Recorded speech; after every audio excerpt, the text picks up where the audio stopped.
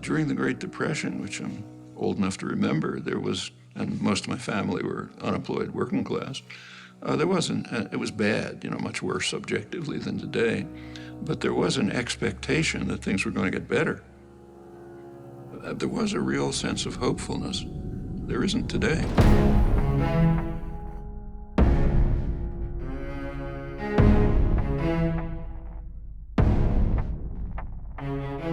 Inequality is really unprecedented.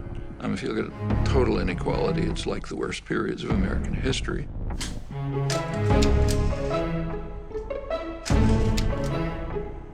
But if you refine it more closely, the inequality comes from the extreme wealth in a tiny sector of the population, a fraction of 1%.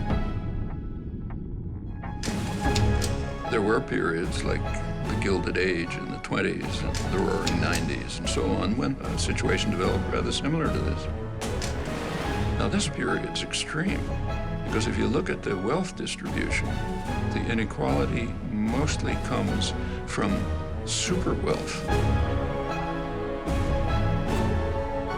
Literally, the top 0.1% are just super wealthy.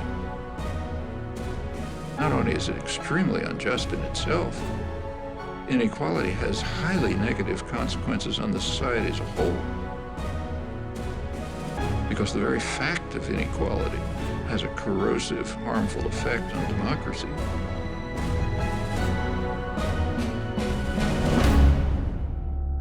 You opened by talking about the American dream. Part of the American dream is class mobility. You're born poor, you work hard, you get rich. It was possible for a worker to get a decent job, buy a home, get a car, have his children go to school. It's all collapsed.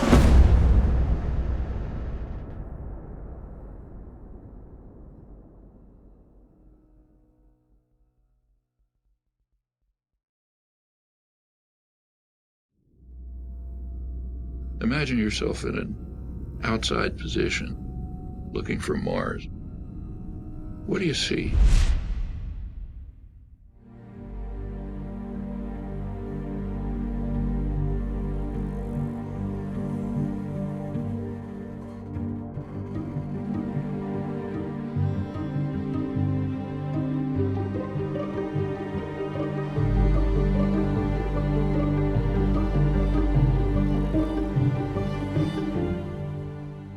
In the United States, there are professed values like democracy.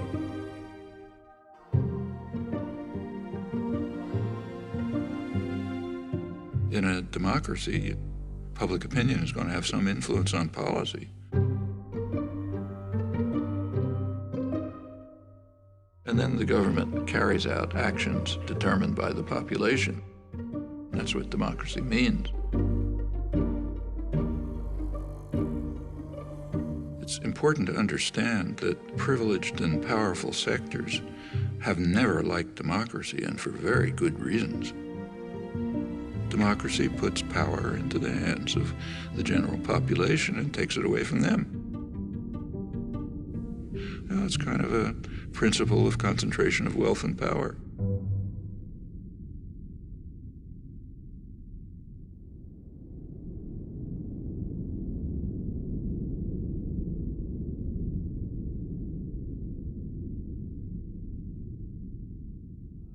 Concentration of wealth yields concentration of power, particularly so as the cost of elections skyrockets, which kind of forces the political parties into the pockets of major corporations.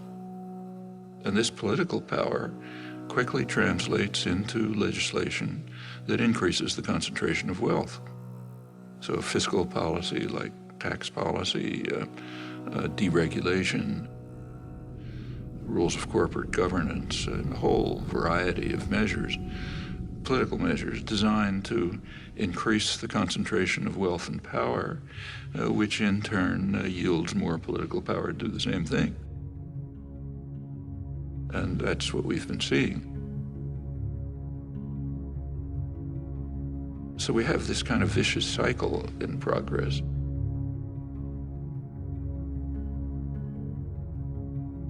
Actually it is so traditional that it was described by Adam Smith in 1776. You read famous Wealth of Nations. He says in England, the principal architects of policy are the people who own the society, in his day, merchants and manufacturers. And they make sure that their own interests are very well cared for, however grievous the impact on the people of England or others. Now, it's not merchants and manufacturers, it's financial institutions and multinational corporations. The people who Adam Smith called the masters of mankind, and they're following the vile maxim, all for ourselves and nothing for anyone else. They're just going to pursue policies that benefit them and harm everyone else. And in the absence of a general popular reaction, that's pretty much what you'd expect.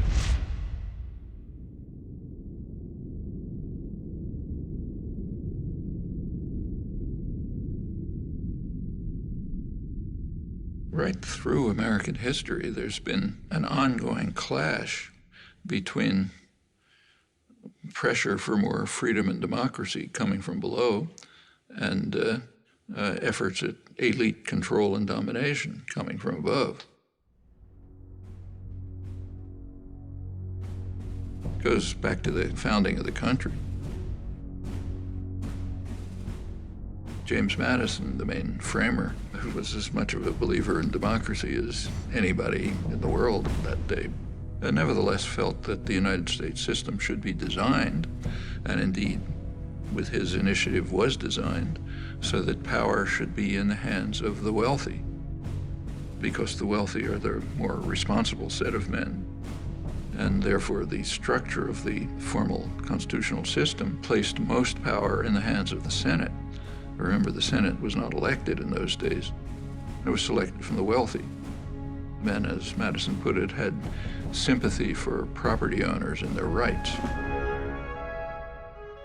If you read the debates at the Constitutional Convention, Madison said the major concern of the society has to be to protect the minority of the opulent against the majority. And he had arguments. Suppose everyone had to vote freely. He said, well, the majority of the poor would get together and they would organize to take away the property of the rich. And he said that would obviously be unjust, so you can't have that. So therefore, the constitutional system has to be set up to prevent democracy.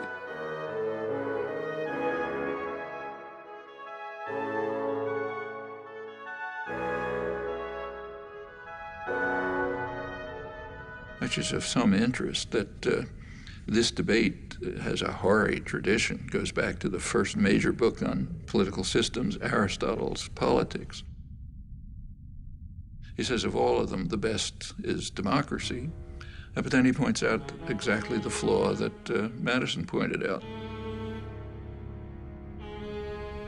If Athens were a democracy for free men, the poor would get together and take away the property of the rich.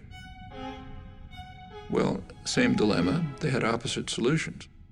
Aristotle proposed what we would nowadays call a welfare state. He said, try to reduce inequality.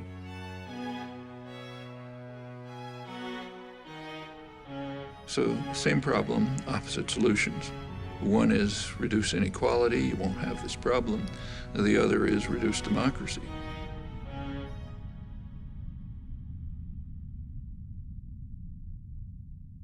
If you look at the history of the United States, it's a constant struggle between these two tendencies. A democratizing tendency that's mostly coming from the population, a pressure from below, and you get this constant battle going on, periods of regression, periods of progress. The 1960s, for example, were a period of significant democratization.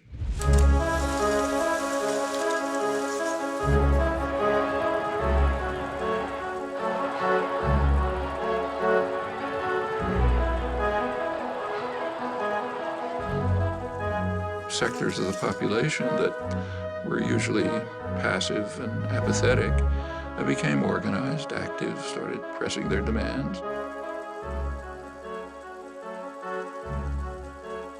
And they became more and more involved in decision-making, activism, and so on. It just changed consciousness in a lot of ways.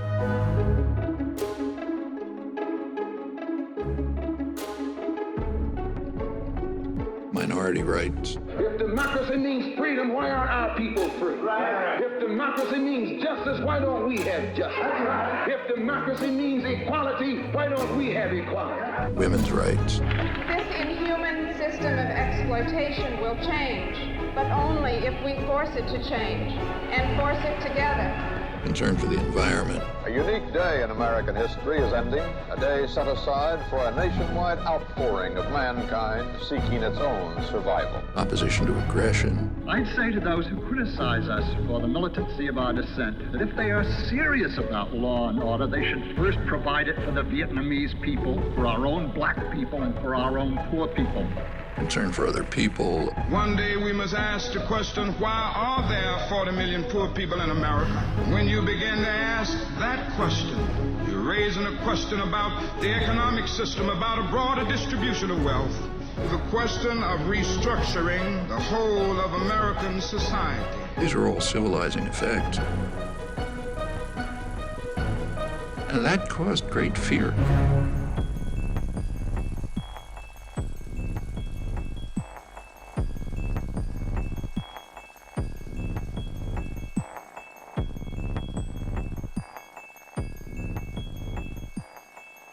I hadn't anticipated the power of, I should have, but I didn't anticipate the power of the reaction to the civilizing effects of the 60s. I did not anticipate the strength of the reaction to it. The backlash.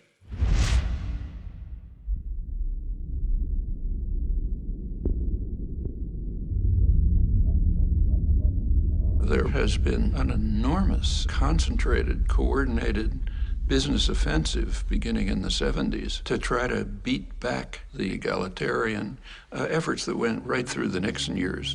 You see it in many respects. I mean, over on the right, you see it in things like the famous Powell Memorandum, sent to the Chamber of Commerce, the major business lobby, by later Supreme Court Justice Powell, warning them that business is losing control over the society. And something has to be done to counter these forces. Of course, he puts it in terms of defense, defending ourselves against outside power.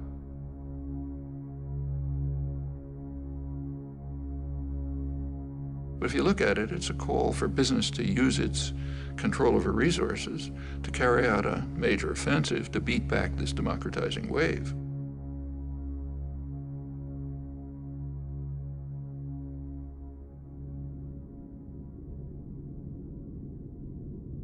Over on the liberal side, there's something exactly similar. The first major report of the Trilateral Commission is concerned with this. It's called the Crisis of Democracy. Trilateral Commission is liberal internationalists. Their flavor is indicated by the fact that they pretty much staffed the Carter administration. They were also appalled by the democratizing tendencies of the 60s and thought we have to react to it. They were concerned that there was an excess of democracy developing. Previously passive and obedient parts of the population, what are sometimes called the special interests, were beginning to organize and try to enter the political arena. And they said that imposes too much pressure on the state. It can't deal with all these pressures. So therefore they have to return to passivity and become depoliticized. They were particularly concerned with what was happening to young people. The young people are getting too free and independent. None of us will begin any violence, just as any violence it will be because of the police. The way they put it, there's a failure on the part of the schools, the universities, and churches, the institutions responsible for the indoctrination of the young. Their phrase, not mine.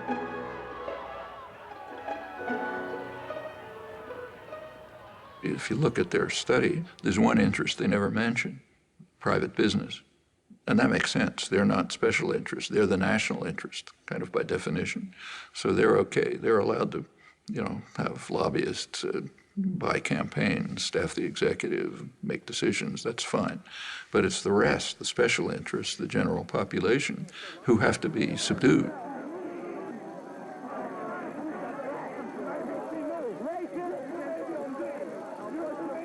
Well, that's the spectrum. It's the kind of ideological level of the backlash. But the major backlash, which was in parallel to this, was just redesigning the economy.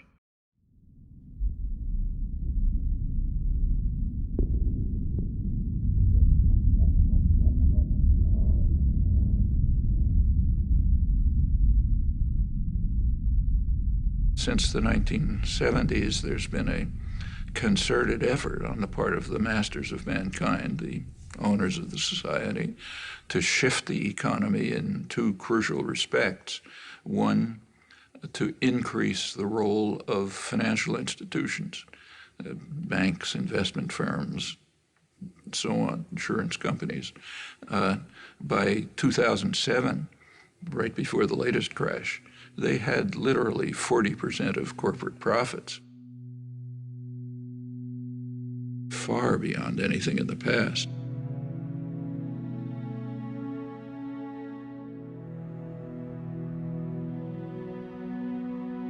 Back in the 1950s, as for many years before, the United States economy was based largely on production. The United States was the great manufacturing center of the world.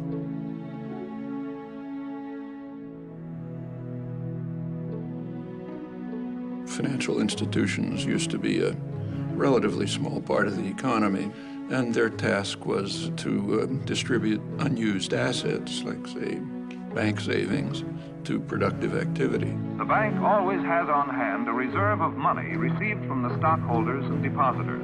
On the basis of these cash reserves, a bank can create credit. So besides providing a safe place for depositing money, a bank serves a community by making additional credit available for many purposes. For a manufacturer to meet his payroll during slack selling period, for a merchant to enlarge and remodel his store, and for many other good reasons why people are always needing more credit than they have immediately available. That's a contribution to the economy. Regulatory system was established. Banks were regulated. The commercial and investment banks were separated, cut back very risky investment practices that could harm private people.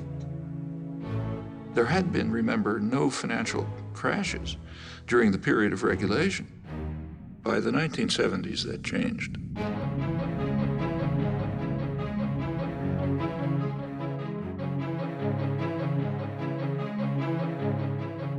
You started getting a huge increase in the flows of speculative capital, just astronomically increased. Enormous changes in the financial sector, from traditional banks to risky investments, complex financial instruments, money manipulations, and so on. Increasingly, the business of the country isn't production, at least not here. The primary business here is business. You can even see it in the choice of directors. So a director of a major American corporation back in the 50s and the 60s was very likely to be an engineer, somebody who graduated from a place like MIT, maybe industrial management. More recently, the directorship and the top managerial positions are people who came out of business schools, learned financial trickery of various kinds, and so on. By the 1970s, say General Electric could make more profit playing games with money than you could by producing in the United States.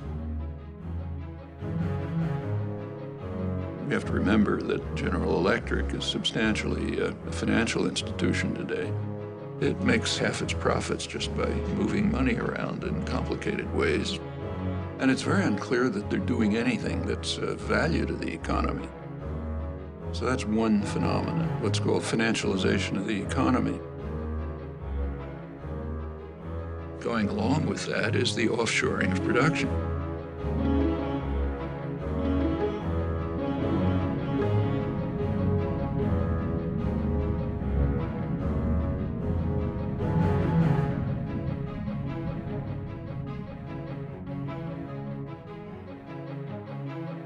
trade system was reconstructed with a very explicit design of putting working people in competition with one another all over the world.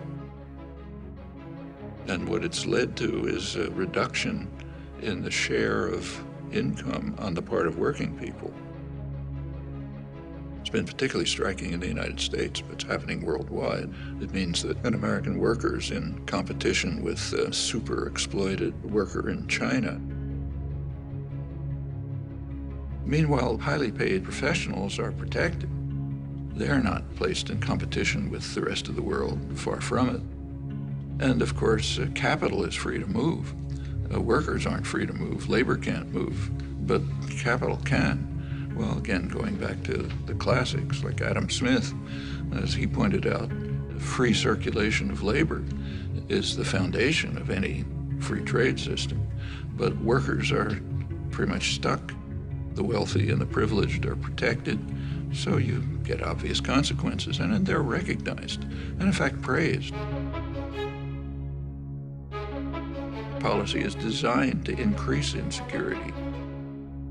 Alan Greenspan, when he testified to Congress, he explained his success in running the economy as based on what he called greater worker insecurity. Atypical restraint on compensation increases has been evident for a few years now. But as I outlined in some detail in testimony last month, I believe that job insecurity has played the dominant role. Keep workers insecure, they're going to be under control. They are not going to ask for, say, decent wages or decent working conditions or the opportunity of free association, meaning unionize. Now, for the masters of mankind, that's fine. They make their profits. But for the population, it's devastating. Well, these two processes, financialization and offshoring, are part of what led to the vicious cycle of concentration of wealth, concentration of power.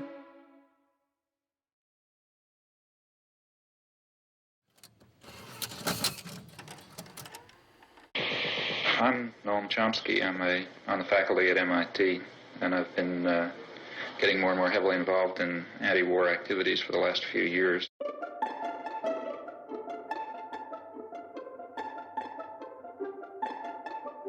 Noam Chomsky has made two international reputations. The widest is as one of the national leaders of American resistance to the Vietnam War. The deepest is as a professor of linguistics who, before he was 40 years old, had transformed the nature of his subject. You are identified with the New Left, whatever that is. You certainly have been an activist as well as a writer. Professor Noam Chomsky is listed in anybody's catalogs among the half-dozen top heroes of the New Left. This standing he achieved by adopting over the past 2 or 3 years a series of adamant positions projecting at least American foreign policy, at most America itself.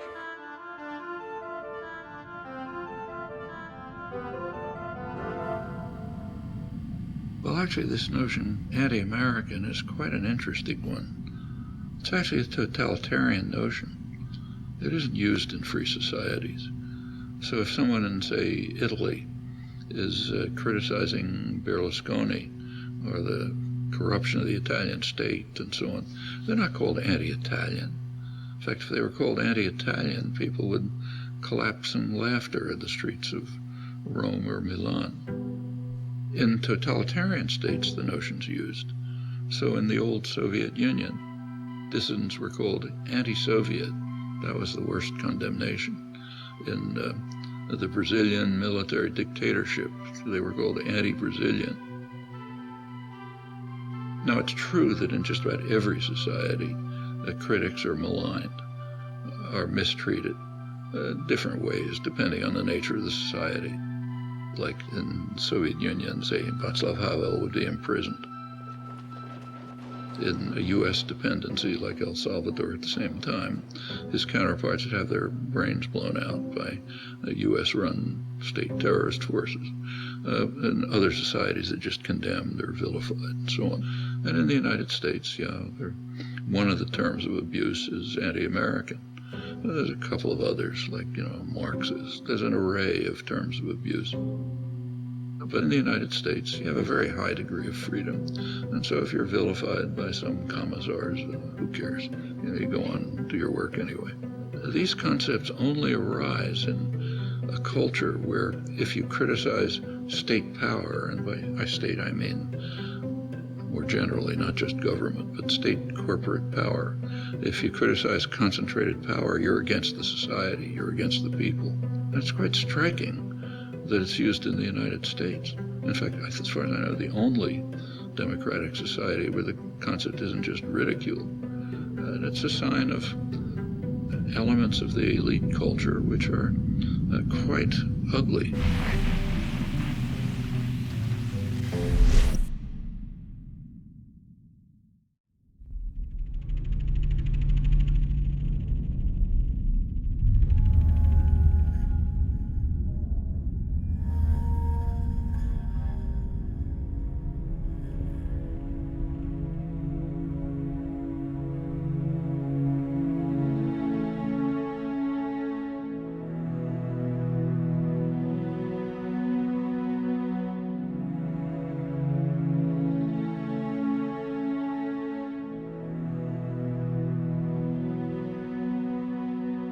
The American dream, like many ideals, was partly symbolic, but partly real. So in the 1950s and 60s, say, there was the biggest growth period in American economic history. The Golden Age. It was pretty egalitarian growth, so the lowest fifth of the population was improving about as much as the upper fifth. And there were some welfare state measures which improved life for much of the population. It was, for example, possible for a black worker to get a decent job in an auto plant, buy a home, get a car, have his children go to school, and so on, and the same across the board. When the U.S. was primarily a manufacturing center, it had to be concerned with its own consumers. Here, famously, Henry Ford raised the salary of his workers so they'd be able to buy cars.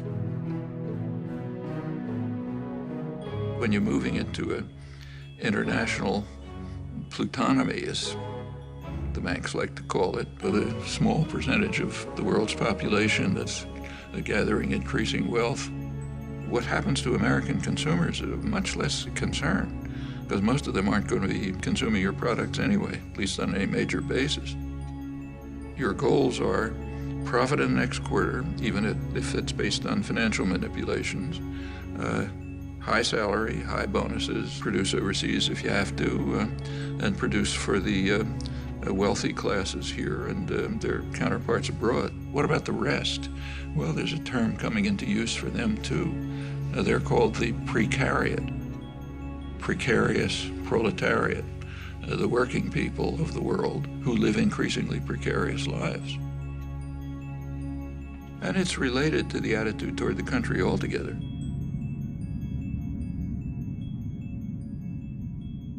During the period of great growth of the economy, 50s and 60s, but in fact earlier, taxes on the wealthy were far higher.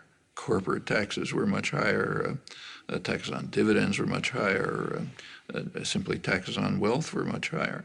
The tax system has been redesigned so that the taxes that are paid by the very wealthy are reduced, and correspondingly the tax burden on the rest of the population's increased.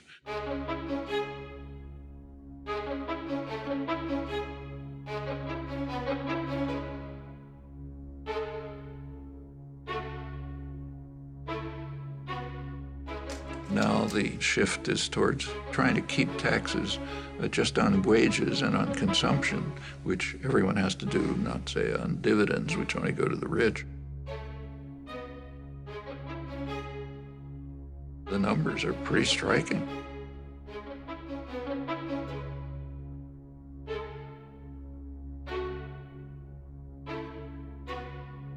as a pretext. Of course, there's always a pretext. The pretext in this case is, well, that increases investment and increases jobs. But there isn't any evidence for that. If you want to increase investment, give money to the poor and the working people. They have to keep alive, so they spend their incomes. That stimulates production, stimulates investment, it leads to job growth, and so on. If you're an ideologist for the masters, you have a different line. And in fact, right now, it's almost absurd that corporations have money coming out of their pockets. So in fact, General Electric are paying zero taxes, and they have enormous profits. Lets them take the profit somewhere else or defer it, but not pay taxes. And this is common. The major American corporations shift the burden of sustaining the society onto the rest of the population.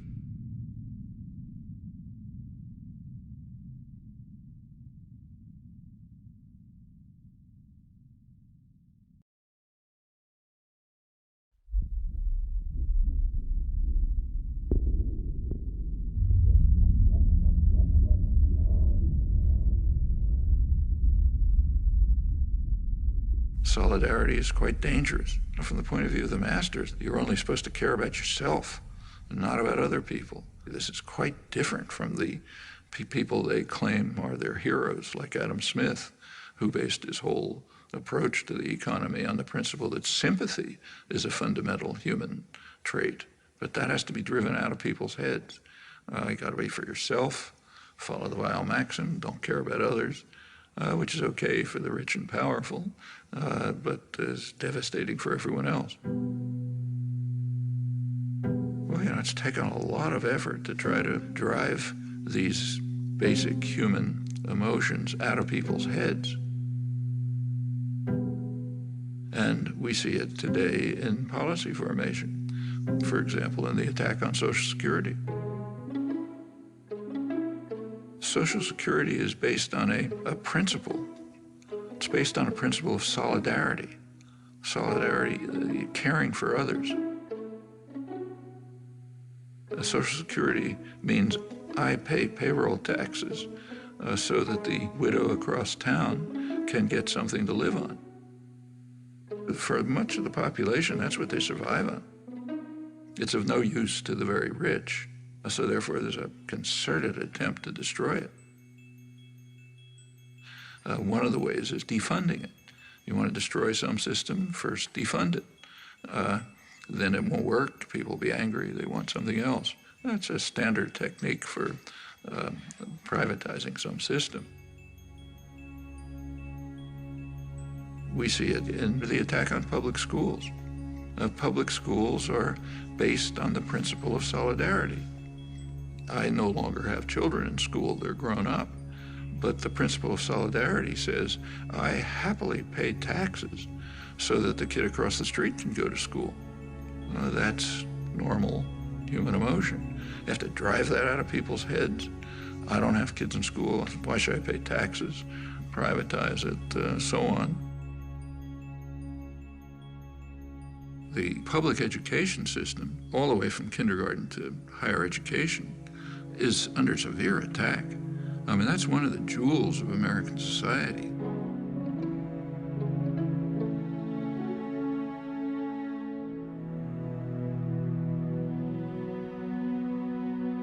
You go back to the golden age again, the great growth period in the 50s and 60s.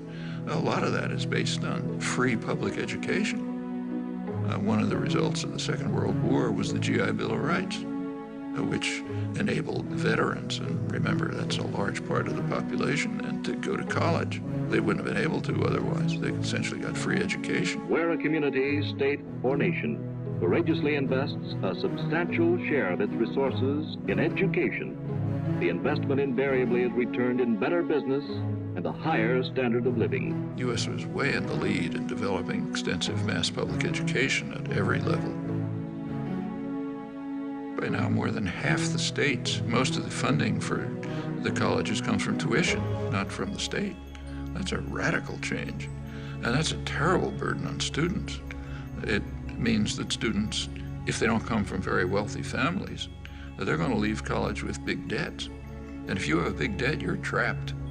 I mean, Maybe you wanted to become a public interest lawyer, but you're going to have to go into a corporate law firm to pay off those debts. And by the time you're part of the culture, you're not going to get out of it again. And that's true across the board. In the 1950s, it was a much poorer society than it is today, but nevertheless could easily handle essentially free mass higher education. Today, a much richer society claims doesn't have the resources for it. That's just what's going on right before our eyes. It's the general attack on principles that, not only are they humane, they're the basis of the prosperity and health of this society.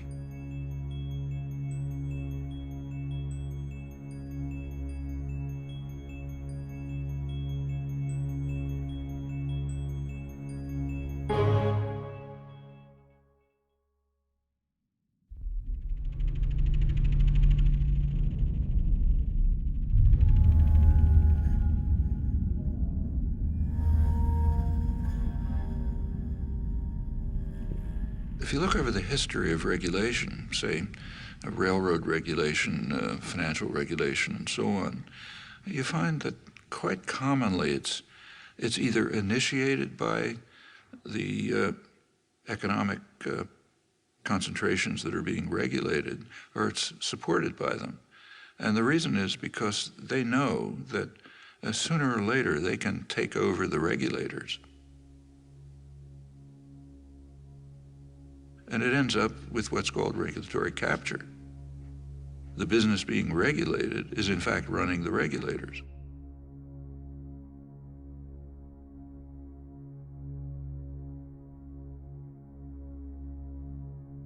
Bank lobbyists are actually writing the laws of financial regulation. It gets to that extreme. And that's been happening through history, and again, it's a pretty natural tendency when you just look at the distribution of power. One of the things that expanded enormously in the 1970s is lobbying, as the business world moved sharply to try to control legislation. The business world was pretty upset by the advances in public welfare in the 60s, and in particular by Richard Nixon.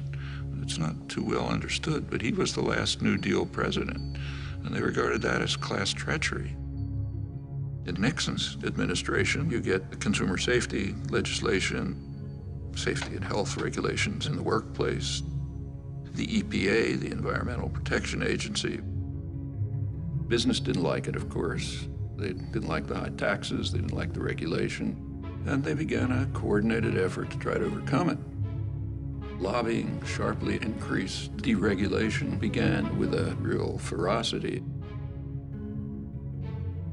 There were no financial crashes in the 50s and the 60s because the regulatory apparatus of the New Deal was still in place.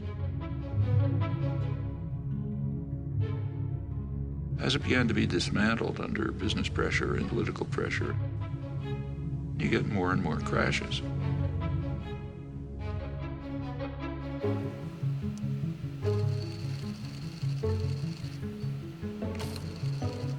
And it goes on right through the years.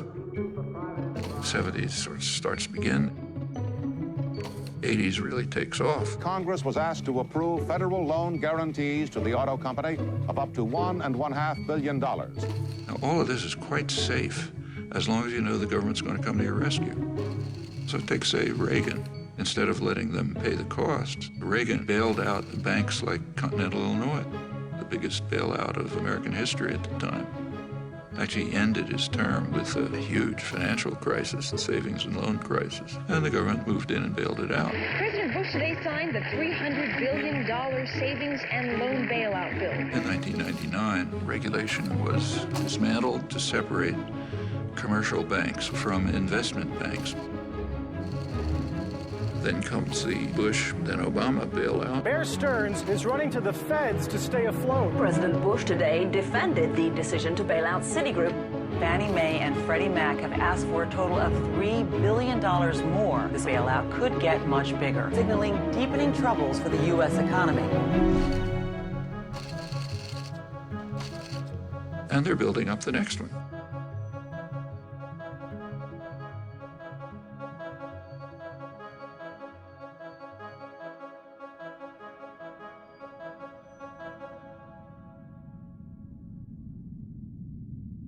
Each time, the taxpayer is called on to bail out those who created the crisis, increasingly the major financial institutions. In a capitalist economy, you wouldn't do that. In a capitalist system, that would wipe out the investors who made risky investments. But the rich and powerful, they don't want a capitalist system. They want to be able to run to the nanny state as soon as they're in trouble and get bailed out by the taxpayer. That's called too big to fail. I mean, there are Nobel laureates in economics who significantly disagree with the course that we're following. People like Joseph Stiglitz, Paul Krugman, others. None of them were even approached. The people picked to fix the crisis were those who created it. The Robert Rubin crowd, the Goldman Sachs crowd, they created the crisis, are now more powerful than before. Is that accident? Well, not when you pick those people to create an economic plan. I mean, what do you expect to happen? Meanwhile, for the poor, let market principles prevail. Don't expect any help from the government. The government's the problem, not the solution, and so on. That's essentially neoliberalism. And it has this dual character, which goes right back in economic history. One set of rules for the rich, opposite set of rules for the poor. There's nothing surprising about this. It's exactly the dynamics you'd expect. And if the population allows it to proceed, it's just going to go on and on like this until the next crash, which is so much expected that credit agencies, which kind of evaluate the status of firms, are now counting into their calculations the taxpayer bailout that they expect to come after the next crash, which means that the beneficiaries of these credit ratings, like the big banks, they can borrow money more cheaply, they can push out smaller competitors, and you get more and more concentration. Everywhere you look, policies are designed this way, which should come as absolutely no surprise to anyone. That's what happens when you put power into the hands of a narrow sector of wealth, which is dedicated to increasing power for itself, just as you'd expect.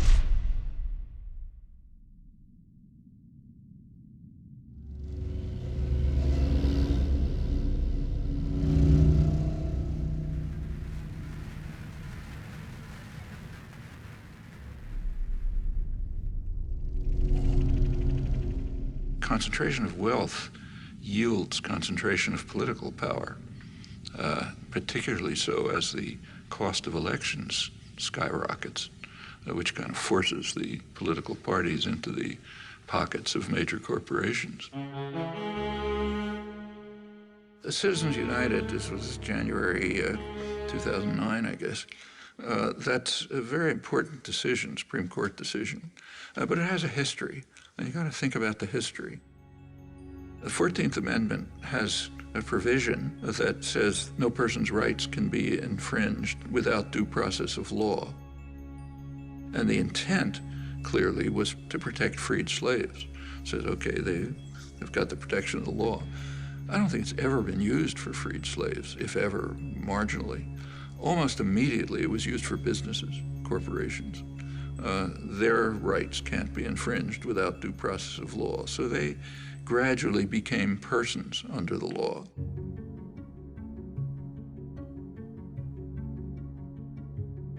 Corporations are state-created legal fictions. Maybe they're good, maybe they're bad, but to call them persons is kind of outrageous. So they got personal rights back about a century ago, and that extended through the 20th century. They give corporations rights way beyond what persons have. So if, say, General Motors invests in Mexico, they get national rights, the rights of a Mexican business. While the notion of person was expanded to include corporations, it was also restricted. If you take the 14th Amendment literally, then no undocumented alien can be deprived of rights if they're persons.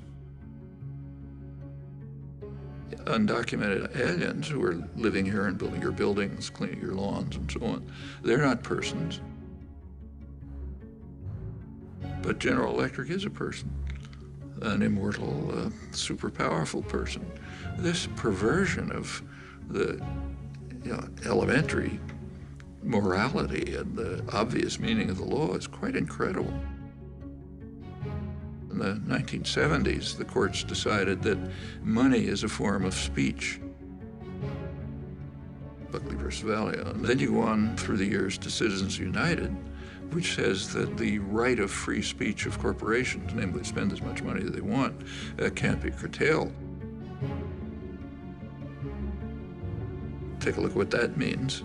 It means that corporations, which anyway have been pretty much buying elections, are now free to do it with virtually no constraint. That's a tremendous attack on the residue of democracy. It's very interesting to read the rulings, like Justice Kennedy's swing vote. His ruling said, well, look, after all, CBS is given freedom of speech. They're a corporation. Why shouldn't General Electric be free to spend as much money as they want? I mean, it's true that CBS is given freedom of speech, but they're supposed to be performing a public service. That's why. That's what the press is supposed to be. General Electric is just trying to make money for the chief executive and some of the shareholders.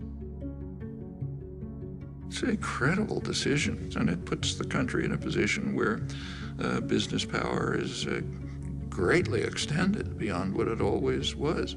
This is part of that vicious cycle. The Supreme Court justices are put in by reactionary presidents who get in there because they're funded by business. That's the way the cycle works.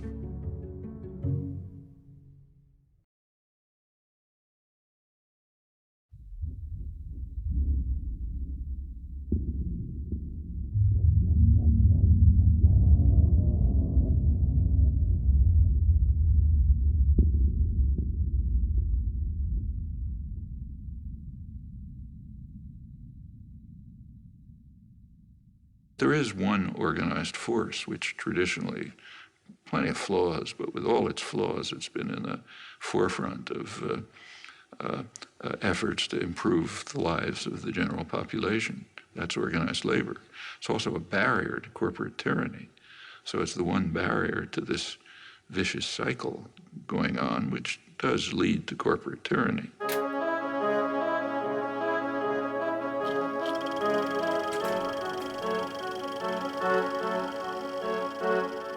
A major reason for the concentrated, almost fanatic attack on unions, on organized labor, is they are a democratizing force.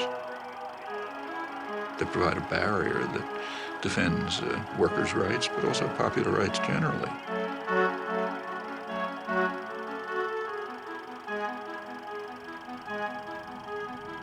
And that interferes with the prerogatives and power of those who own and manage the society.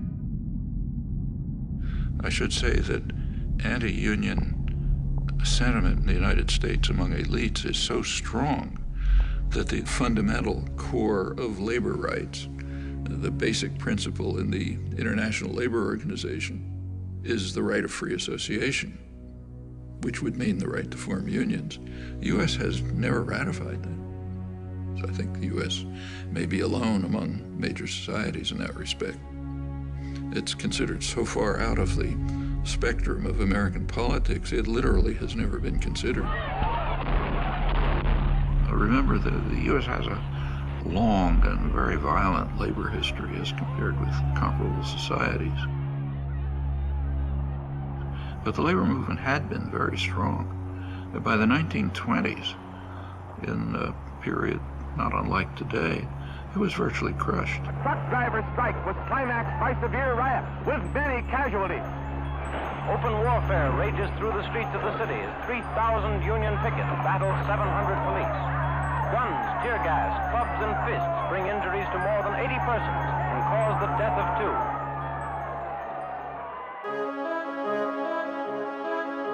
2. By the mid-30s, it began to reconstruct. Franklin Delano Roosevelt, he himself was rather sympathetic to progressive legislation that would be in the benefit of the general population, but he had to somehow get it passed. So he informed the labor leaders and others, force me to do it. What he meant is go out and demonstrate, organize, protest, develop the labor movement. When the popular pressure is sufficient, I'll be able to put through the legislation you want. I am not for a return to that definition of liberty under which for many years a free people were being gradually regimented into the service of a privileged few. I prefer that broader definition of liberty. So there was a kind of a combination of a sympathetic government and, by the mid-30s, very substantial popular activism. There were industrial actions, there were sit-down strikes, which were very frightening to ownership. You have to recognize a sit-down strike is just one step before saying, we don't need bosses, we can run this by ourselves.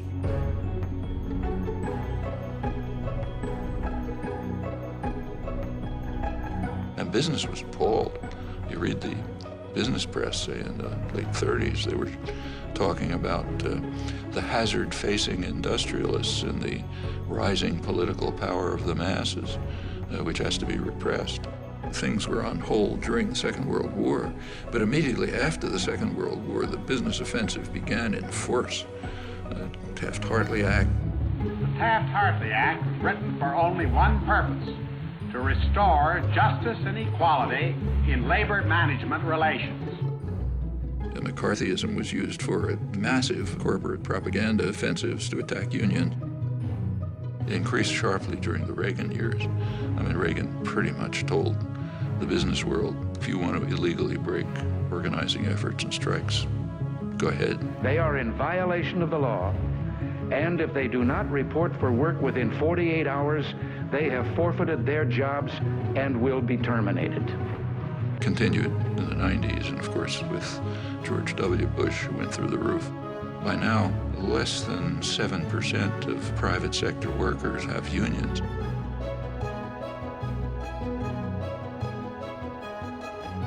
The effect is that the usual counterforce to an offensive by our highly class-conscious business class has dissolved.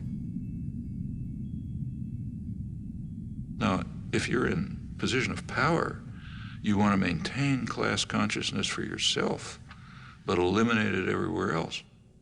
You go back to the 19th century, in the early days of the Industrial Revolution in the United States, working people were very conscious of this. They, in fact, overwhelmingly regarded wage labor as not very different from slavery, different only in that it was temporary.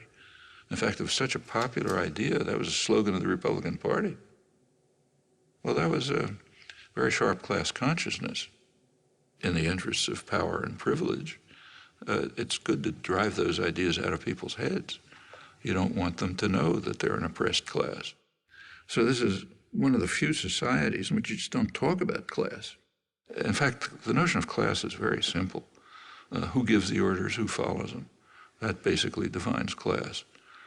It's more nuanced and complex, but that's basically it.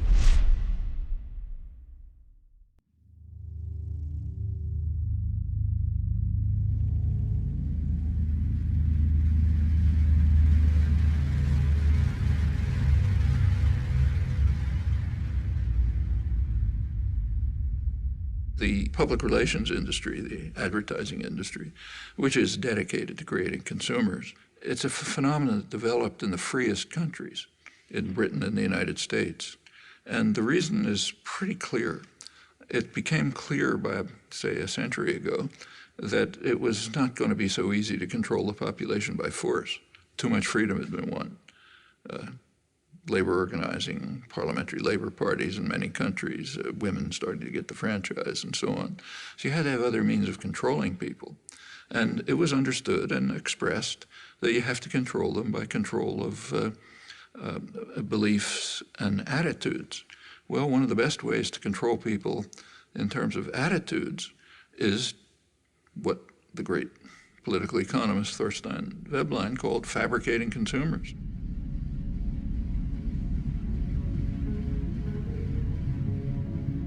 If you can fabricate once, make obtaining things that are just about within your reach the essence of life, they're going to be trapped into becoming consumers.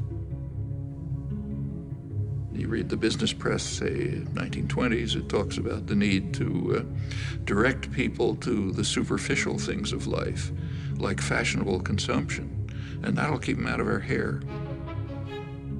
You find this doctrine all through progressive intellectual thought, like Walter Lippmann, the major progressive intellectual of the 20th century.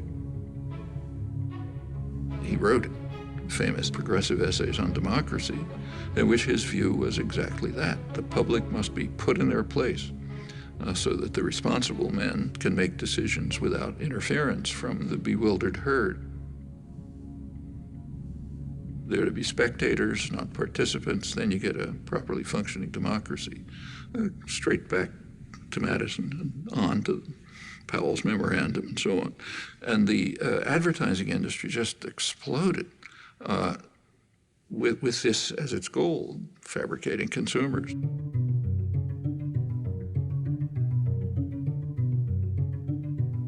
And it's done with great sophistication. You don't see many wild stallions anymore. He's one of the last of a wild and very singular breed. Come to Marlboro country. The ideal is what you actually see today, where, let's say, teenage girls, if they have a free Saturday afternoon, will go walking in the shopping mall, not to the library or somewhere else. The idea is to try to control everyone, to turn the whole society into the perfect system. Perfect system would be a society based on a dyad, a pair. The pair is you and your television set, or maybe now you and the internet, in which that presents you with what the proper life would be, what kind of gadgets you should have. And you spend your time and effort gaining those things which you don't need and you don't want, and maybe you'll throw them away. But that's the measure of a decent life. What we see is in, say, advertising on television. If you've ever taken an economics course, you know that markets are supposed to be based on informed consumers making rational choices. Well, if we had a system like that, a market system, then a television ad would consist of, say, General Motors putting up information saying, here's what we have for sale. That's not what an ad for a car is. An ad for a car is a football hero, an actress, the car doing some crazy thing like going up a mountain or something. The point is to create uninformed consumers who will make irrational choices. That's what advertising is all about. And when the same institutions, PR system, runs elections, they do it the same way.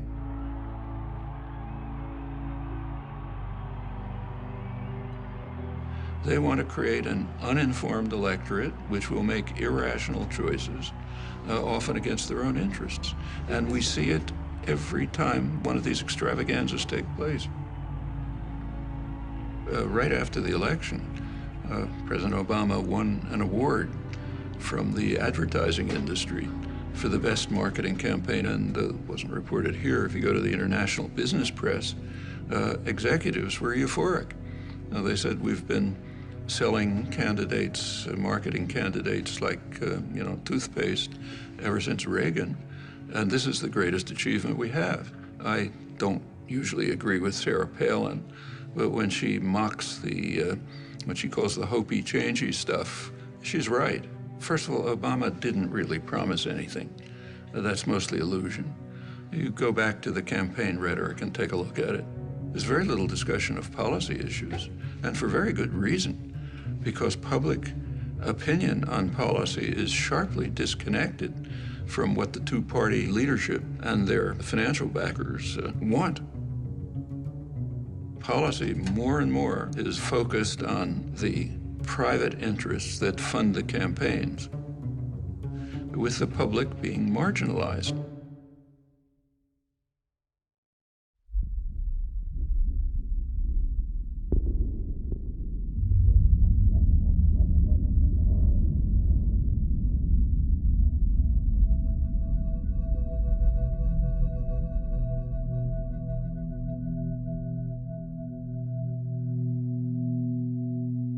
Leading political scientists, Martin Gilens, came out with a study of the relation between public attitudes and public policy. And what he shows is that about 70% of the population has no way of influencing policy. They might as well be in some other country.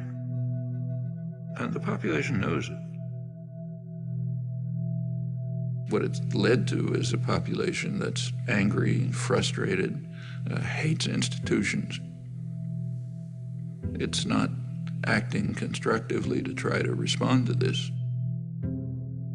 There is popular mobilization and activism, but in very self-destructive directions. It's taking the form of unfocused anger, attacks on one another, and on vulnerable targets. That's what happens in cases like this. It is corrosive of social relations, but that's the point. The point is to make people hate and fear each other and look out only for themselves and don't do anything for anyone else. One place you see it strikingly is on April 15th. April 15th is kind of a measure, the day you pay your taxes, of how democratic a society is. If a society is really democratic, April 15th would be a day of celebration. It's a day when the population gets together, decides to fund the programs and activities that they have formulated and agreed upon. What could be better than that? So you should celebrate it. It's not the way it is in the United States. It's a day of mourning. It's a day in which some alien power, has nothing to do with you, is coming down to steal your hard-earned money. And you do everything you can to keep them from doing it.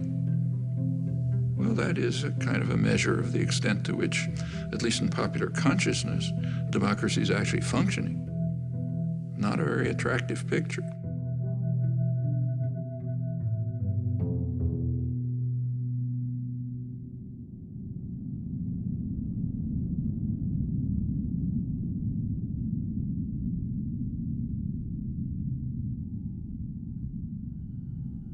The tendencies that we've been describing within American society, unless they're reversed, it's going to be an extremely ugly society. A society that's based on Adam Smith's vile maxim, all for myself, nothing for anyone else.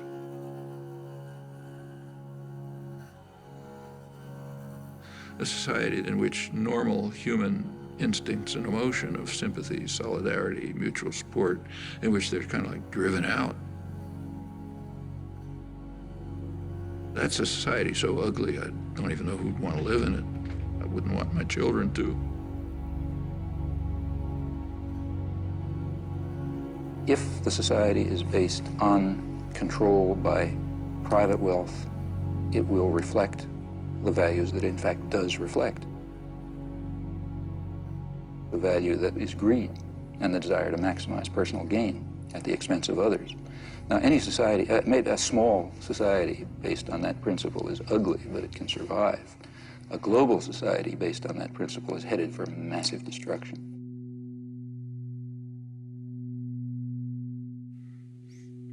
I don't think we're smart enough to design in any detail what a perfectly just and free society would be like. I think we can give some guidelines, and more significant, we can ask how we can progress in that direction. John Dewey, the leading social philosopher in the late 20th century, he argued that until all institutions, production, commerce, media, unless they're all under participatory democratic control, we will not have a functioning democratic society. As he put it, policy will be the shadow cast by business over society. Well, that's essentially true.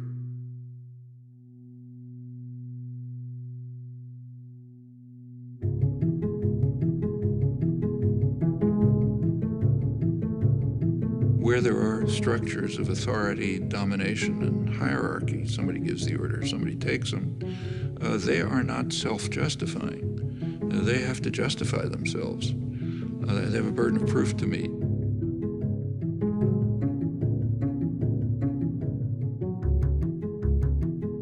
Well, if you take a close look, usually you find they can't justify themselves. If they can't, we ought to be dismantling them, trying to expand the domain of freedom and justice by dismantling that form of illegitimate authority. And in fact, progress over the years, what we all thankfully recognize as progress, has been just that. The way things change is because lots of people are working all the time. And, you know, they're working in their communities, in their workplace, or wherever they happen to be, and they're building up the basis for popular movements which are going to make changes. That's the way everything has ever happened in history. Take, say, freedom of speech. One of the real achievements of American society. It's first in the world in that. It's not in the Bill of Rights. It's not in the Constitution. Freedom of speech issues began to come to the Supreme Court in the early 20th century. The major contributions came in the 1960s. One of the leading ones was a case involving the civil rights movement. Well, by then you had a mass popular movement which was demanding rights, refusing to back down. And in that context, the Supreme Court did establish a pretty high standard of freedom of speech. Or take, say, women's rights. Women also began identifying oppressive structures, refusing to accept them, bringing other people to join with them. Well, that's how rights are won. To a non-trivial extent, I've also spent a lot of my life in activism. I mean, that doesn't show up publicly, but yeah. Actually, I'm not terribly good at it. I'm not the greatest organizer. I think that we can see quite clearly some very, very serious defects and flaws in our society, our level of culture, our institutions, which are going to have to be corrected by operating outside of the framework that is commonly accepted. I think we're going to have to find new ways of political action. But the activists are people who have created the rights that we enjoy. They're not only carrying out policies based on information that they're receiving, but also contributing to the understanding. Remember, it's a reciprocal process. That you have a great deal of... You try to do things, you learn. You learn about what the world is like. That feeds back to the understanding of how to go on. There's huge opportunities. It is a very free society, still the freest in the world. Government has very limited capacity to coerce. Corporate business may try to coerce, but they don't have the mechanism. So there's a lot that can be done if people organize, struggle for their rights as they've done in the past, and they can win many victories.